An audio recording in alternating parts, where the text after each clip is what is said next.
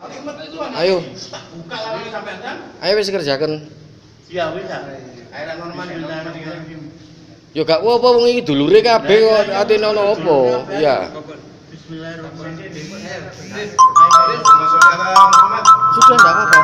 Bismillahirrahmanirrahim. La haula wala quwata illa billah. Ya Allah. Gondelono terus ya. Terus.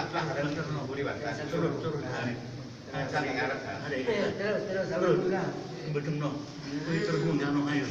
Don.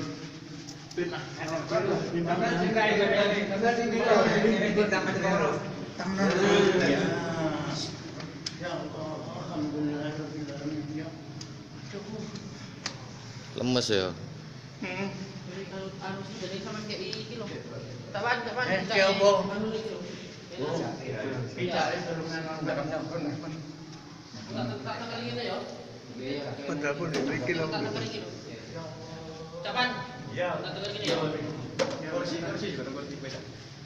Lah iya gue mikir.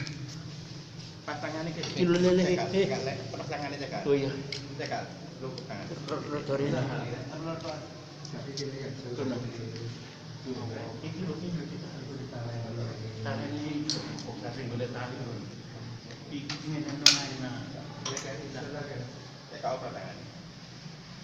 Ada sebuah kisah yang kemarin kisah ini menjadi ramai terutama di medsos, yaitu ada seorang bapak di Lawang meninggal dunia di masjid pada waktu sujud, yang kemudian dikenal namanya adalah Bapak Miftah Arifin.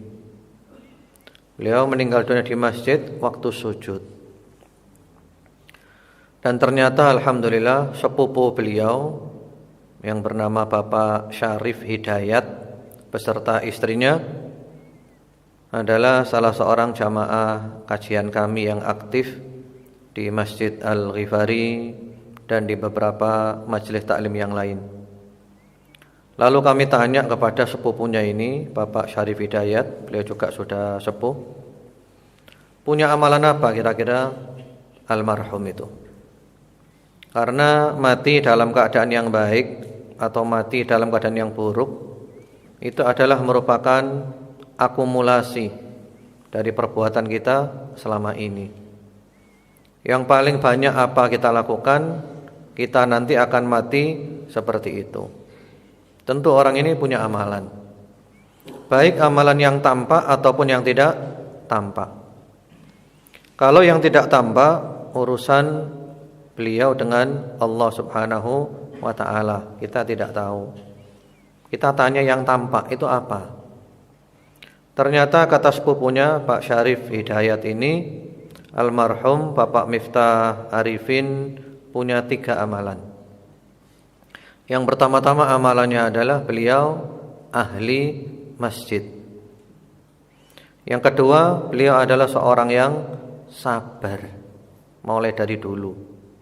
Yang ketiga, beliau suka membantu orang lain, terutama di kampungnya itu dalam hal perawatan jenazah.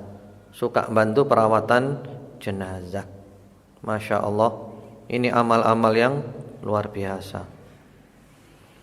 Mati dalam keadaan sujud di masjid pada waktu sholat ba'diyah isya. Jadi selesai isya, sholat ba'diyah, sujud, tidak balik lagi. Masya Allah, luar biasa. Dan ternyata di Malang ada lagi. Saya dapat info dari Duta Besar Saudi Arabia di Indonesia. Itu diposting di Twitternya bahwa ada jamaah Indonesia meninggal dunia di Masjid Nabawi di Raudhah pada waktu sholat witir di akhir malam. Ternyata orang Malang juga. Ya, kata Ketua Majelis Taklim dan Dakwah Husnul Khotimah Ustadz Mujahidin Ahmad, ternyata tetangganya. Jadi kemarin umroh, Masya Allah, ternyata umroh itu untuk mendatangi ajalnya, meninggal dunia di Masjid Nabawi di Raudhah pada waktu sholat witir di akhir malam. Masya Allah, luar biasa. Ini adalah mati-mati yang indah, husnul khotimah. Dan ini adalah cita-cita kita semuanya. Apalah artinya kita punya segala-galanya kalau kemudian matinya mati yang buruk, su'ul khotimah. Kita kembali ke 3 amalan tadi. Yang pertama-tama amalannya apa tadi? Ahli masjid. Yang kedua, sabar. Yang ketiga, suka membantu orang lain, terutama dalam hal perawatan jenazah. Ini amal yang luar biasa. Kelihatannya gampang, tapi coba dipraktekkan. Ini amal yang luar biasa. Yang pertama adalah ahli masjid. Orang laki-laki itu sholatnya di masjid. Sholat 5 waktu di masjid. Kalau kita kembali kepada perbedaan pendapat ulama ahli fikih, yang memang banyak pendapat. Ada yang mengatakan sholat jamaah di masjid bagi orang laki hukumnya adalah sunnah. Ada yang mengatakan fardu kifayah. Ada yang mengatakan wajib. Ya sudahlah, kita tidak membahas masalah khilafiyah. Yang jelas dan yang pasti, ada seorang sahabat yang bernama Abdullah bin Ummi Maktum radhiyallahu taala anhu. Sahabat ini datang kepada Rasulullah Muhammad sallallahu alaihi wasallam minta izin agar dibolehkan sholat di rumah. Ya Rasulullah, izinkan saya sholat di rumah. Sambil mengutarakan udzur-udzurnya. Apa udzurnya? Ada 6 udzurnya. Yang pertama-tama beliau adalah seorang yang buta. Yang kedua, tidak ada penuntun setia. Yang ketiga, rumahnya jauh dari masjid.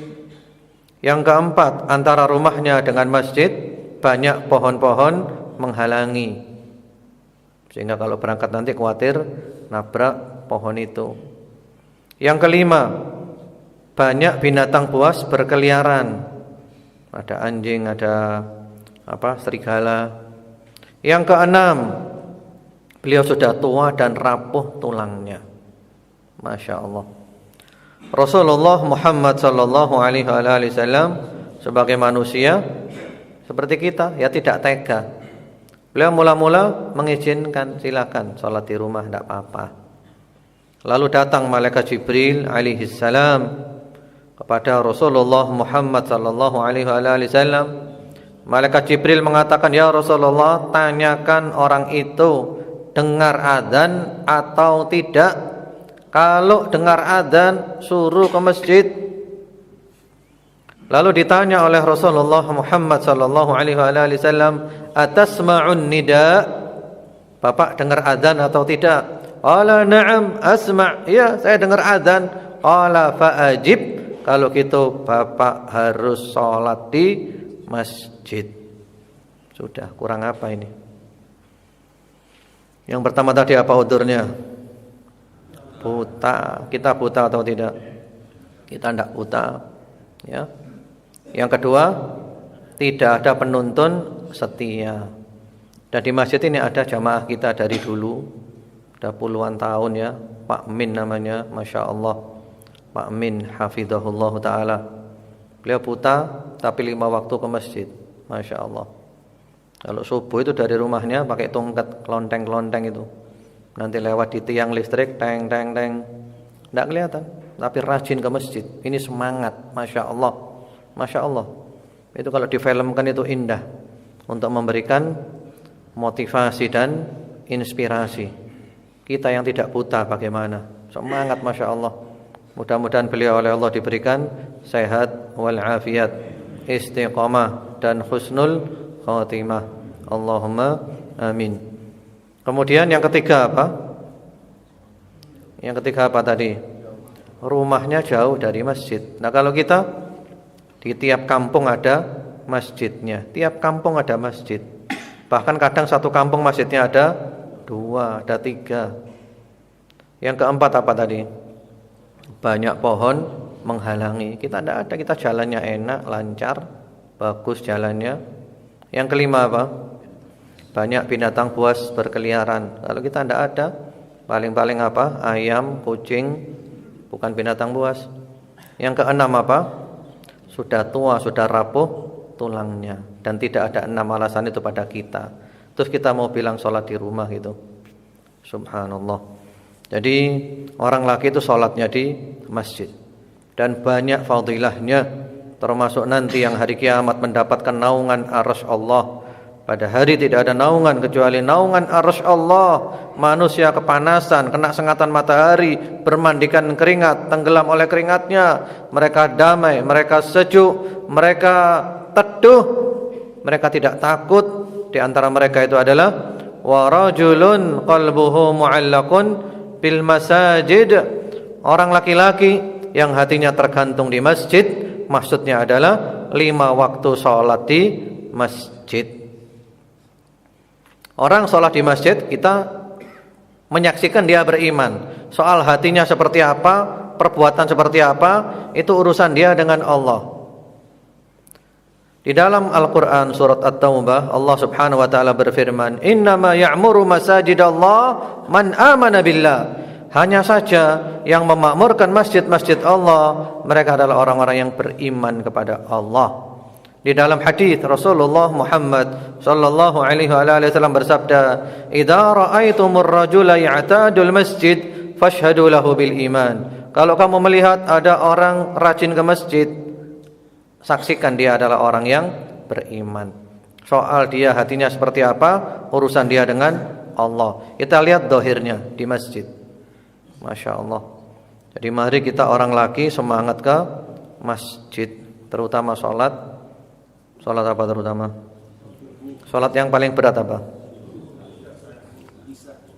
Isya dan subuh itu berat. Kemudian juga ada sabda Rasulullah Muhammad SAW, Man shallal bardain dakhalal jannah. Barang siapa yang sholat 2 waktu yang dingin, para ulama mengatakan subuh dan asar, ya, maka dia masuk ke dalam surga. Jadi orang laki itu harus ke masjid kecuali ada udzur. Apa udzurnya? Di antara udzurnya adalah hujan. Hujan yang deras, alladzi yubillu thiyab wa yusabbibul quhul, yang membasahi pakaian dan menyebabkan becek. Ini memang sunnah di rumah. Kalau hujan memang sunnah di rumah. Walaupun punya payung, walaupun punya jas hujan, memang yang sunnah di rumah. Bahkan muadzinnya, adzannya itu ada redaksi yang berbunyi, Sallu fi rihalikum, salatlah di tempat kalian masing-masing. Memang sunnah itu di rumah kalau hujan. Bahkan Nabi Muhammad SAW kalau maghrib hujan dijamak dengan isya, itu sunnah. Ini sunnah yang kita tidak pernah mempraktekkan. Kemudian termasuk udzur yang menjadikan seseorang boleh tidak ke masjid apa? Di dalam hadis beliau bersabda, La salata bi hadratit ta'am wala huwa yudafi'uhul akhbatan. Tidak boleh salat di depan makanan. Jadi kita lapar, sudah mau makan dan dihidangkan, nah itu yang benar adalah makan dulu. Walaupun azan enggak apa-apa, makan dulu. Dan makannya enggak perlu terburu-buru, seperti biasa, normal saja. Setelah makan selesai, ada cuci mulutnya, ada es buahnya, makan es buah dulu. Itu yang sunnah seperti itu. Ya, kita ke restoran misalnya, ke restoran, udah pesan makanan, tiba-tiba terdengar azan, yang sunnah makan dulu. Supaya apa? Supaya khusyuk kalau sholat. Yang penting jangan sering-sering. Sesekali tidak apa-apa. Ini sunnah, memang sunnah seperti itu. Kemudian juga wala huwa yudafi'uhul akhbatan, menahan 2 yang kotor, menahan buang air besar dan buang air kecil. Misalnya orang itu sudah mau ke masjid, ternyata perutnya mau jalan. Nah, yang benar adalah jalankan dulu perutnya, keluarkan dulu sampai tuntas. Walaupun terlambat jamaah nggak ke masjid, tidak apa-apa. Jangan ditahan lalu ke masjid, ini keliru. Khilafus sunnah, menyelisihi sunnah Rasulullah Muhammad SAW. Atau buang angin, ya, ada angin ditahan, oh nggak benar. Kecuali kalau ringan sekali, yang tidak mengganggu kekhusyuan, tidak apa-apa ditahan. Atau buang air kecil, kencing misalnya, kalau ditahan nanti sholatnya nggak khusyuk, yang benar adalah ya, buang air dulu. Terlambat jamaahnya tidak apa-apa. Kemudian juga termasuk udzur adalah sakit. Yang mana sakit kalau dia ke masjid penyakitnya tambah parah, memperlambat kesembuhan, tidak apa-apa sholat di rumah. Termasuk juga udzur adalah ketiduran tidak sengaja. Kadang kita sudah masang beker ya, ketiduran. Sudah dimatikan bekernya, ya sebentar lagi ternyata kebablasan. Ini tidak apa-apa, yang penting sesekali, jangan terus-terusan. Itulah udzur-udzur, ini amalan yang Masya Allah ya. Mudah-mudahan kalau kita ahli masjid, kita nanti matinya dalam keadaan husnul khotimah. Allahumma amin. Yang kedua, amalannya adalah sabar. Ada buku yang bagus ya mengenai sholat jamaah tadi. Judul bukunya itu Ahammiyatu Sholatil Jamaah, yang menulis Fadilatul Syekh Dr. Fadl Ilahi ya. Itu ada terjemahannya. Cuman penerbitnya siapa terjemahannya wallahu a'lam. Bagus buku itu, urgensi sholat berjamaah. Diterangkan secara ilmiah pakai dalil-dalil. Kesimpulannya orang laki wajib ke masjid. Kemudian sabar. Ya, sabar ini di Al-Qur'an banyak ayatnya, juga di dalam hadis Rasulullah Muhammad sallallahu alaihi wasallam. Di antara ayat yang paling sering kita nukil masalah sabar, apa ayatnya? Yang paling sering apa? Innallaha ma'as sabirin. Sesungguhnya Allah bersama orang-orang yang sabar, bantu mereka, nolong mereka. Ya, sabar. Apa sih sabar itu? Sabar itu apa definisinya? Ini penting.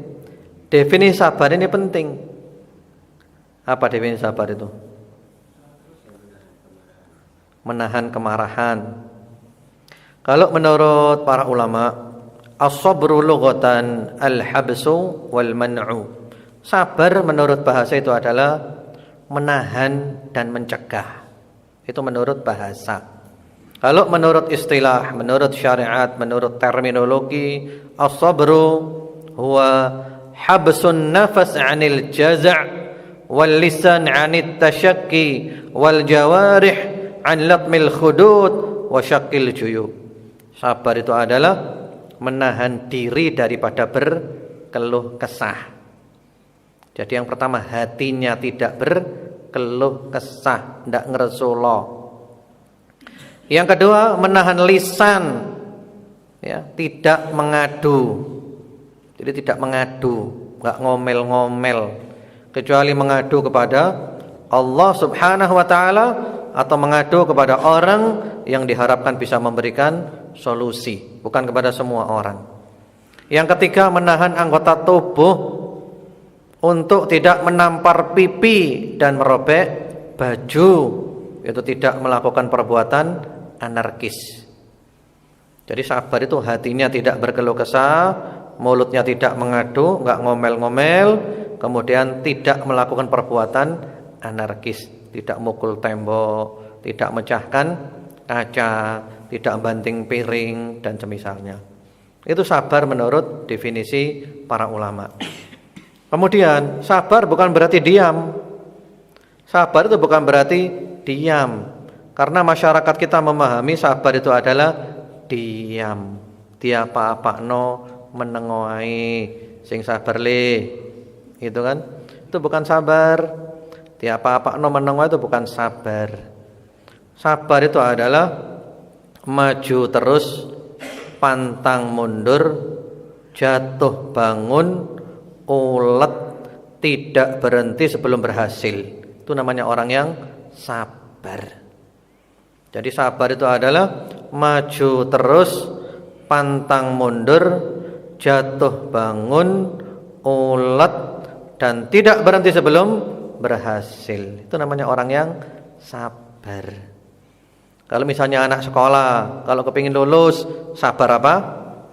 Sabar untuk belajar. Kalau kepingin kaya, sabar apa? Sabar kerja. Kalau ingin masuk surga, ya sabar untuk beramal soleh. Itu namanya sabar. Sehingga di medan perang itu orang dikatakan sabar apa? As-sabru asy-syaja'ah. Di medan perang orang dikatakan sabar, dia itu gagah berani. Itu sabar.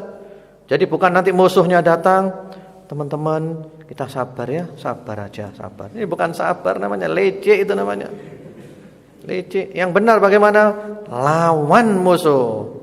Saya tidak mengharapkan musuh datang, tapi kalau musuh datang saya tidak mundur, yang mati saya atau dia.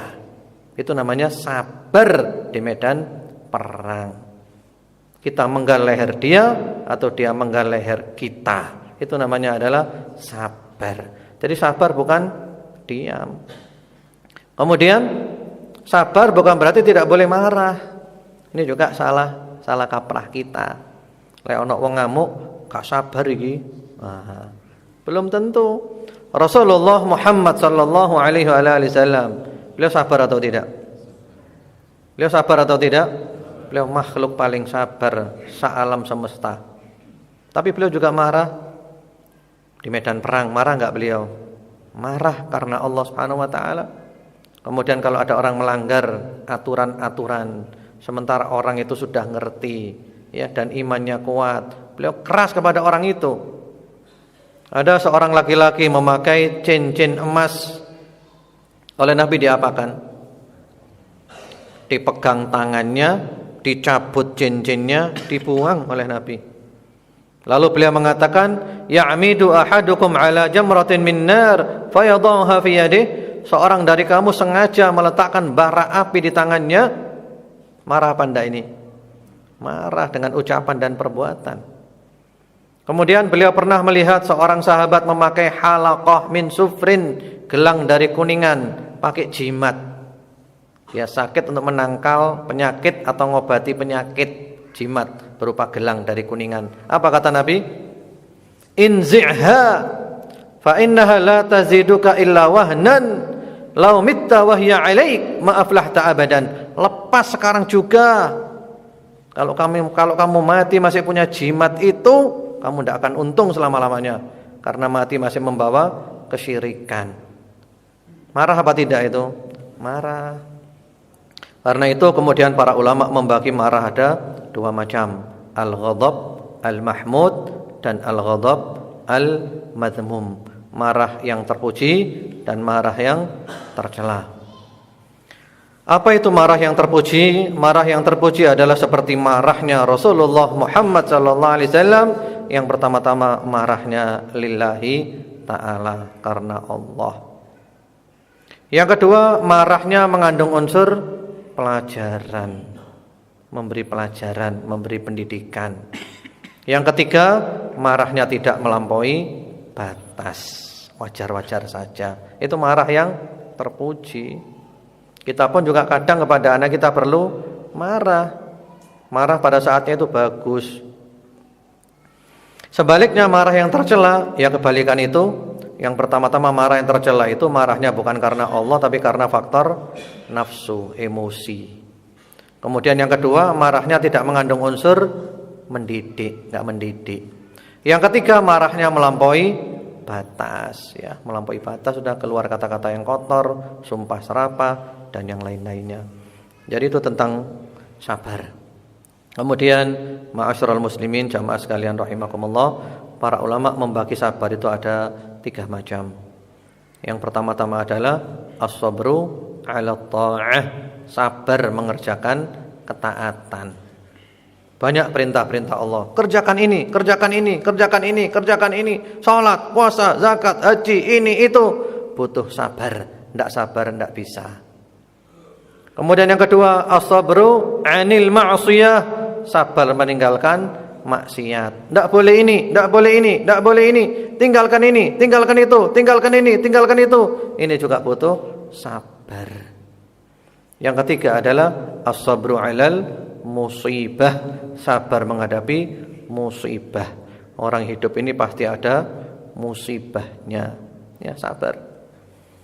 Yang mana Rasulullah Muhammad sallallahu alaihi wasallam menyebutkan ada 3 musibah yang selalu menyertai orang beriman untuk melebur dosa-dosanya. 3 macam musibah orang beriman selalu kena ini.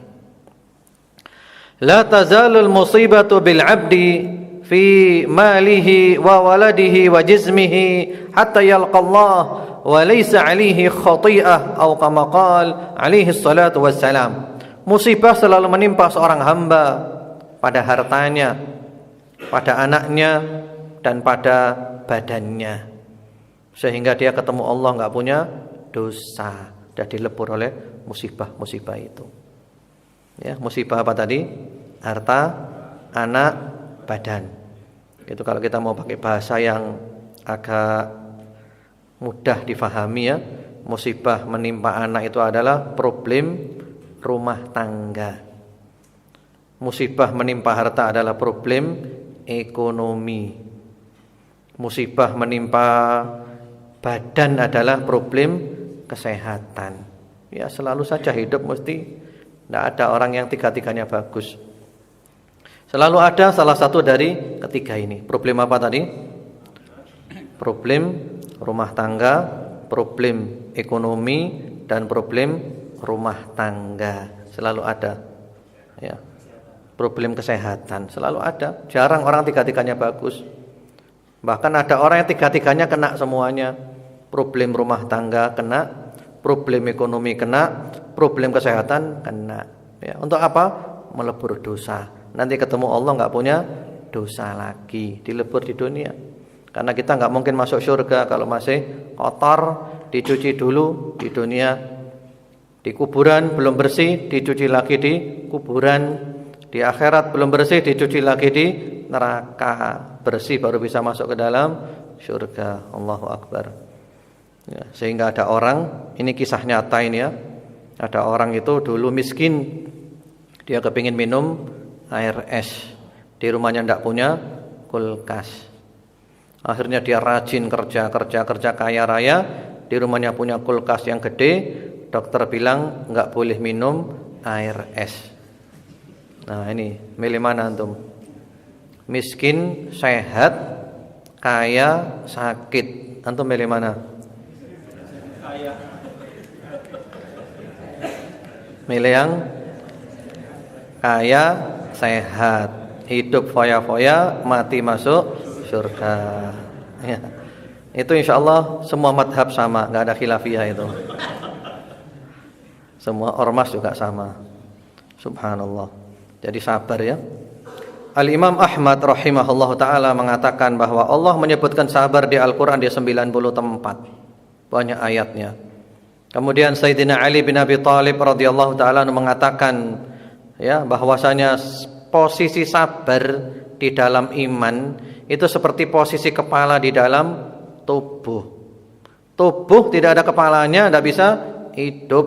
Iman nggak ada sabar, nggak bisa tegak imannya. Kemudian beliau berseru dengan suara keras, "Ala la imana liman la sabra lahu." Ketahuilah, tidak mungkin ada iman bagi orang yang enggak punya sifat sabar.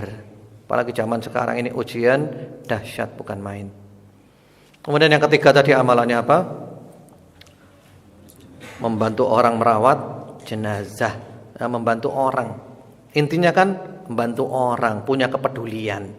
Ini juga amalan yang Masya Allah, membantu orang. Jangankan bantu orang, nolong binatang. Ini juga amal bisa menjadikan orang masuk surga. Rasulullah Muhammad sallallahu alaihi wasallam di dalam hadis yang sahih menyebutkan, ada seorang pelacur datang ke sumur, dia haus, mau minum, ternyata dia lihat ada anjing kehausan, kemudian dia katakan dalam dirinya, anjing ini haus seperti saya. Lalu dia lepas sepatunya, dia turun ke sumur, dia ambil air dari sumur, diberikan kepada anjing. Sederhana kan amalnya? Apa yang terjadi? Fasyakarahallah wa ghafara laha wa adkhalahal jannah. Allah berterima kasih kepada pelacur ini. Allah mengampuni dosa-dosanya dan Allah memasukkannya ke dalam surga. Karena apa? Bantu binatang, apalagi bantu orang. Masya Allah. Apalagi orang kematian itu sangat butuh dibantu. Ya, perawatan-perawatannya mulai dari baru mati. Biasanya keluarga itu bingung, diapakan ini, kadang nggak ngerti. Nah, kita bantu, diginikan cara-caranya. Kemudian sampai akhirnya dimandikan, dikafani, disolati, dikuburkan. Wah, Masya Allah, ini amal yang luar biasa, membantu orang lain. Kemudian juga ada disebutkan di dalam hadis, seseorang ketika lewat di sebuah jalan, ternyata di sana ada pohon tumbang sehingga orang nggak bisa berlalu lalang. Kemudian dia katakan dalam dirinya, pohon ini mengganggu jalannya orang. Lalu dia berusaha meminggirkan pohon itu, mau nggak dipotong-potong, dipinggirkan ya, sampai orang bisa lewat lagi. Apa ganjarannya? Fa'adkhalahul jannah, Allah memasukkannya ke dalam syurga. Masya Allah. Jadi mudah-mudahan Allah Subhanahu wa taala menjadikan kita semua istiqamah dan Allah tutup umur kita dengan husnul khatimah. Allahumma amin. Itu cita-cita kita semuanya, dan kita selalu doa mohon kepada Allah kapanpun dan dimanapun, tidak pernah berhenti. Kita selalu minta kepada Allah, Allahumma inni as'aluka husnal khatimah. Ya Allah, sesungguhnya hamba mohon kepadamu ya Allah, mati dalam keadaan husnul khatimah, penutup umur yang terbaik. Sekali lagi, ini adalah merupakan apa tadi? Akumulasi dari perbuatan kita selama ini. Kalau kita insya Allah baik, mati pun baik, dengan catatan baik lahir dan batin. Kenapa ada orang mati dilokalisasi di pelukan pelacur? Kenapa? Karena memang dia rajin berzina. Kalau dia cuma zina satu kali, tidak mungkin ditutupi oleh Allah. Berarti memang dia sudah rajin zina. Kenapa ada orang mati pas mabuk di klub malam, di kafe, di diskotik? Kenapa? Karena memang dia rajin mabuk di diskotik. Kenapa ada orang mati pas judi, dibunuh temannya? Karena memang dia rajin judi. Na'udzubillah. Mudah-mudahan Allah menyelamatkan kita daripada mati-mati yang buruk